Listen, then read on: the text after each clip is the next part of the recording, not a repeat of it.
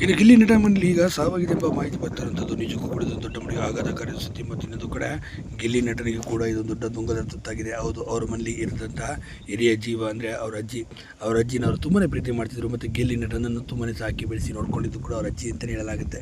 ಸದ್ಯ ಅವ್ರಿಗೆ 88 ವರ್ಷ ವಯಸ್ಸಾಗಿತ್ತು. ವಯಸ್ಸಾದ ಕಾಯಿಲೆ ಮತ್ತು ಹೃದಯಾಘಾತಕ್ಕೆ ಒಳಗಾಗಿ ಕೊನೆ ಸಳಿಸಿದ್ದಾರೆ ಎಂಬ ಮಾಹಿತಿ ಬಂದಿರುವಂಥದ್ದು. ಸದ್ಯ ಇದನ್ನು ಈಗ ಗಿಲ್ಲಿ ನಟನಿಗೆ ಬಿಗ್ ಬಾಸ್ ಕೂಡ ತಿಳಿಸಿದ್ದಾರೆ. ಹೀಗೆ ನಿಮ್ಮ ಮನೇಲಿ ನಿಮ್ಮ ಅಜ್ಜಿಯವರು ತೀರಿ ಹೋಗಿದ್ದಾರೆ, ದೈವದಿನರಾಗಿದ್ದಾರೆ. ಆ ಕಾರಣಕ್ಕಾಗಿ ನಿಮ್ಮ ನಿರೀಕ್ಷೆಯಲ್ಲಿ ಕುಟುಂಬ ಇದೆ, ಆದರೆ ನೀವು ಹೋಗೋದು ಬಿಡೋದು ನಿಮಗೆ ಬಿಟ್ಟಿದ್ದು. ಆದರೆ ನೀವು ಹೋದರೆ ಎಲಿಮಿನೇಷನ್ ಅಂತ ಕನ್ಸಿಡರ್ ಮಾಡಲಾಗುತ್ತೆ. ಯಾಕೆಂದರೆ ಬಿಗ್ ಬಾಸ್ ಕೊನೆ ಹಂತಕ್ಕೆ ಬಂದಿದೆ. ಆದರೂ ನಾವು ಇದನ್ನು ವಿಷಾದಿಸ್ತೇವೆ. ಇದು ನಿಮಗೆ ಬಿಟ್ಟಿದ್ದು ಅಂತ ಬಿಗ್ ಬಾಸ್ ಕೂಡ ತಿಳಿಸಿದ್ದಾರೆ.